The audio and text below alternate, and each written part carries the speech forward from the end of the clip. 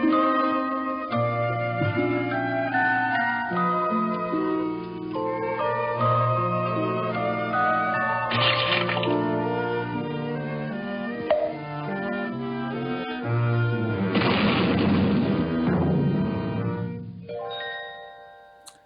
welcome to Moments with Mimi. And today we're going to talk about Judgment Day and predestiny. Now, Neville Goddard told everyone that there was no predestiny. But Neville could only tell you what he perceived and what he knew in the story up to that point in the story. So his message as the messenger was imagination creates reality. Never say another negative, ugly thing about another, and default to love. And this is how I do it. And he told how he did it.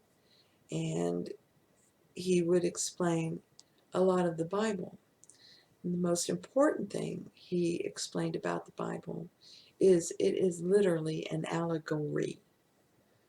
That the historical figures that really lived and are mentioned in the Bible are objective man, and that the characters that never lived represent each individual that says I am, and is the subjective side. So these were great things, important things to understand. So then we move along, and you've got judging going on. And you get all these gurus who have read Neville, Dwyer, Bob Proctor, they've read Napoleon Hill, who didn't understand the whole thing, but he did understand that, you know, if I say wealthy as I go to sleep at night, I'm going to get rich. So he was explaining how to change states, you know, much like Neville. You know, the sleep can, well, anyways, imagining what you want before you go to sleep. The state akin to sleep. And so these are important techniques that anyone can do. And this was the main message. Don't think negative anymore about anyone. Default to love. And, you know, this is how I do it. And then he would take all these examples and present them to you that other people using his methods, you know, look, it works for them, or this law works. Of course it works. It's always working. It's a principle. So these were the important takeaways. And that you're living these patriarchal biblical characters, and that you are Jesus. But really, you know, you go through different states till you get to Jesus. And the reason everyone says Abraham, it begins with Abraham, is because Abraham represents you and civilization. So now the one man has had enough thoughts and beliefs where he's filled up the world enough where now there's civilization. And it's you realizing it doesn't even matter if it's civilization. It doesn't matter if there's a king. It doesn't matter if there's a queen. It doesn't matter. You are the one in charge. And they bow to you. And they show this over and over again. So what happens is everyone in the world gets their turn. Have an empire, watch it fall. Have an empire, watch it fall. Have an empire, watch it fall. And this is the good and bad showing. You judged others. You're judging.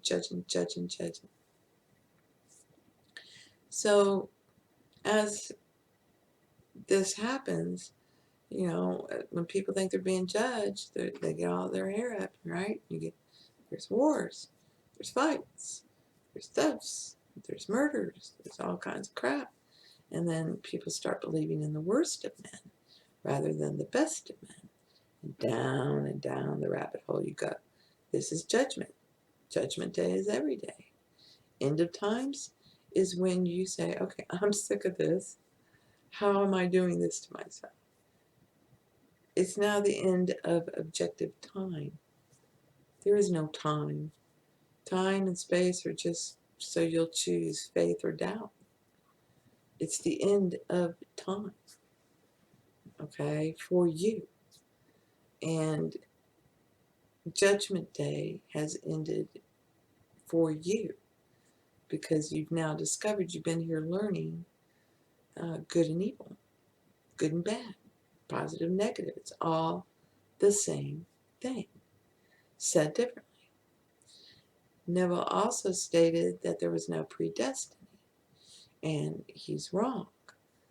Not in the sense that, the way he meant that was you can change your state of consciousness. You don't have to stay poor. You don't have to stay, a victim. You can change it. And in that sense, he is very correct. But until you wear states of consciousness that take you through this good and bad and this positive, negative, and this good and evil, and once you put a state on, the responses are automatic. So it is predestined. Whatever state you're wearing, it's predestined. And like my husband says, character is fate, and character is the state of consciousness you're wearing. Now, character is fate until you wake up to these laws, until you cry out, well, how am I doing this? And then you're shown. So it's Judgment Day, it's every day, and then you get sick of it. And then, how am I doing this? And now it's the end of time. And then you discover that, yeah, right. I didn't choose to go right or left. It was automatic. It was part of the state. I was doing what the state that I was thinking of implied. And that's what you're doing. Predestiny is you're going to wear these states. You're going to wear different states that are going to take you through good and evil, positive, negative. So there's a big fallacy in positivity, okay? Because if all you're doing is thinking positive stuff, well, it means you believe in negative stuff too. It's automatic. If you believe in a positive, you believe in a negative. You believe in good, you believe in a bad. So they build up. They build up. They build up. You're trying to be so positive, so positive. But here comes that Michael Myers. And bam! Hey, did you like it? Want some more? How about some more back? Have some more back. I know you love it. You believe in it. Come on. She's crying. Look, she's crying. You want some more? Have some. So it's that kind of thing. And that is this circle you're making, like the dreidel, right? And you're going to shoot out of this victim bully state that's at your core because the divine being has buried himself into your brain. And guess what? Everyone and everything that ever was or ever will be is in there. Really tight fit. What do you think?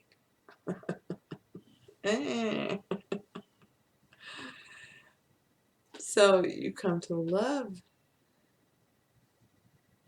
who you are and what you're doing here and loving life. When you're loving life, life is the physical manifestation of divine love. And so you're loving love, you're loving life. There's no good, there's no bad. It's all love, and it's all beautiful and wonderful. And that's how things just get restored back to whatever the good was, even better. It's because you've accepted that, good and bad are just two sides of the same coin. And it's just a thought. And you know, it's all a feeling, and you don't like the feeling of your love being taken away, being judged. So you're not going to judge yourself, much less anybody else. Doing the best you can with what you have and know, and keep it on trucking. And that's how that works. So, you don't put gurus on a pedestal because they have an important message to give you if you're listening to them or reading their work, but they're not you. They can only tell you what they believe and what they perceive to be true. And for Neville, he was very into not meddling. You imagine the end and that's it. And if a thief has to help make that happen, okay, thank you, sir, and move forward. And it never occurred to him to say there are no more thieves, in the world. That thieves can't harm me, which he knew they could not harm him. But he wasn't saying, I don't care. There are no thieves. That's just ridiculous. You can have whatever you want. Why? All you have to do is ask. People will give you stuff. Just do it. And in that sense, it's a little different. So you end up realizing it is predestiny. You were putting on different states. Responses were automatic. You reached Judgment Day where you got sick of being judged. And then time ended because you realize now everything's subjective and there is no time and space. It's just a way for you to choose faith or doubt. Are you going to have faith, hope, and love? There's several things that Neville said that, while I love him to death, it was correct for the time and place he was in. It is not correct for the time and place that we are in. He was really trying to make a big point about subjective and objective man, which was important at the time. It is still very important. Subjective over objective, not the other way around. So, in its, this fallacy of positivity, you need to cut that out. That's judging. It's judging. You can be angry at someone and still love them. You can be mad at someone and still love them. You can cry about something and still love whoever made you cry. You can do all these things. You don't have to be happy. You don't have to be joyful to feel love. Love is love. Okay? It's when you're doing the positive negative, you're taking love away. You're saying something is better than or less than yourself. That's just caca. So, throw that ridiculousness away, please, and move forward with love. And I know a lot of people think, oh yeah, you talk about that love. Hey, you're just looking at it objectively. I'm not listening to that. And the more you do that, the more those things fade away. So a lot of people, in an effort to try to stay more positive, and they stay away from the news. I tend to stay away from the news. Not all of it, but most of it. And this is because it's an opinion. It's a broadcast opinion. Okay, we all have one. So I'm not going to sit there and listen to somebody else's opinion about something. But there are times when I'm walking through the room or I'm pulling up a web page or something like that, and it will appear in my consciousness. And sometimes my husband will be bringing up stuff that he's read. He loves the news, and I don't know why, but he does. And he knows it's all an opinion, but he wants to be up to date on the world. And I think that's really what we're doing now is, okay, watch the news. Accept this is what objectively, is going on in the one man. And it's, cut that belief out of there. No one does that anymore. I don't think so. And cut that out of there. And really, I don't avoid the news. I tend to avoid extremely opinionated news, which is the national news. And I tend to stick to the local news. I like to watch the weather because, you change that a lot. And I like to see that appear on the screen. I love watching the jet stream. I have always loved the jet stream. And, and there's things like that, and it's your area, it's your more easily related to. And then, you can pick and choose. Oh no, I don't believe he thinks like that. He thinks blah blah blah. And I don't believe she thinks like that. She's da, da, da, da, da. And it's really, really cool to see that, happen in life. So for example, I had no idea South Africa was having a 4-year drought. And I was walking through the living room, and there it was on the national news. My husband was watching, and this man was, like really proud of himself for using 4 quarts of water, to bathe, and he was going to get it down to 2. And I'm like, nobody lives like that. I'm revising that. I did not hear that. I heard the South African drought was over. And I walked off. And I forgot about it. Just, it was like 2 weeks later, and the South African drought is over.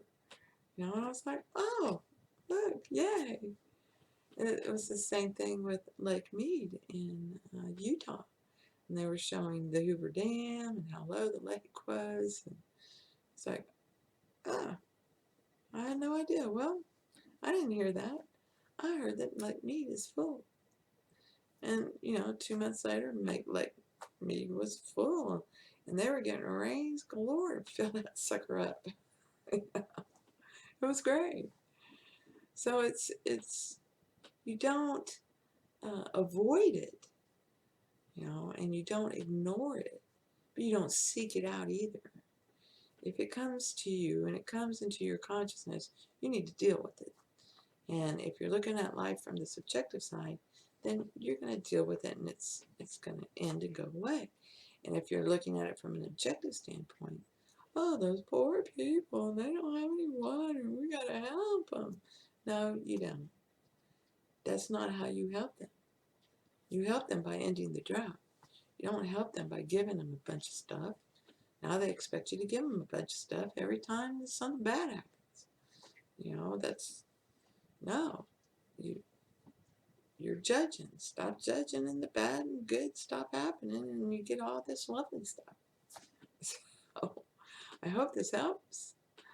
It's some things that I have been thinking about. One of the other things that I really wanted to clarify about Neville was in the story of Job.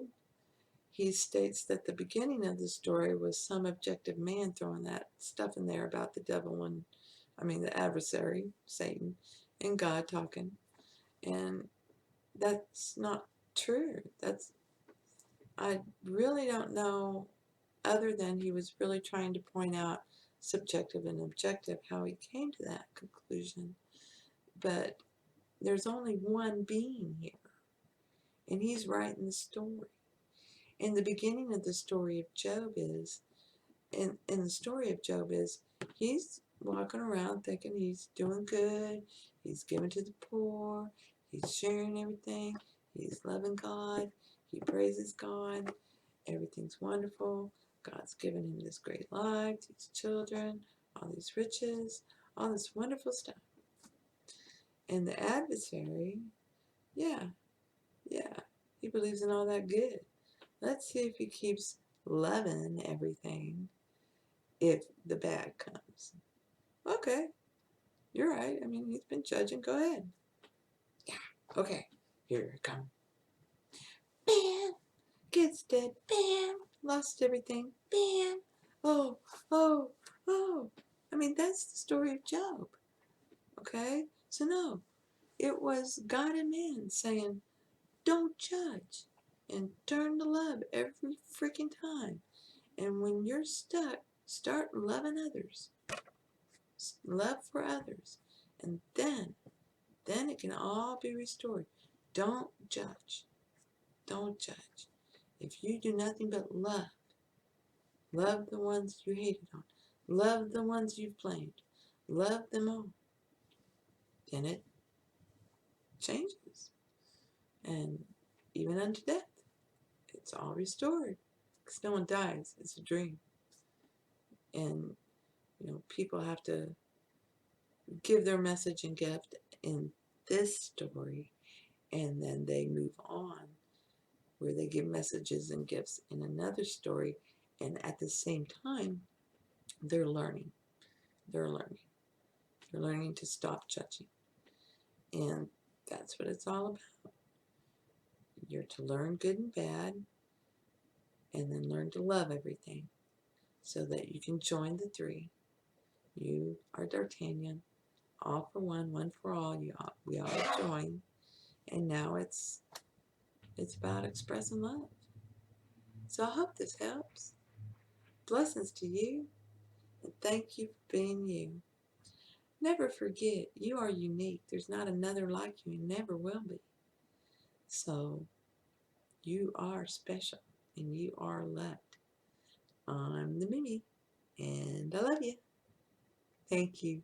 Thank you for being you, my babies.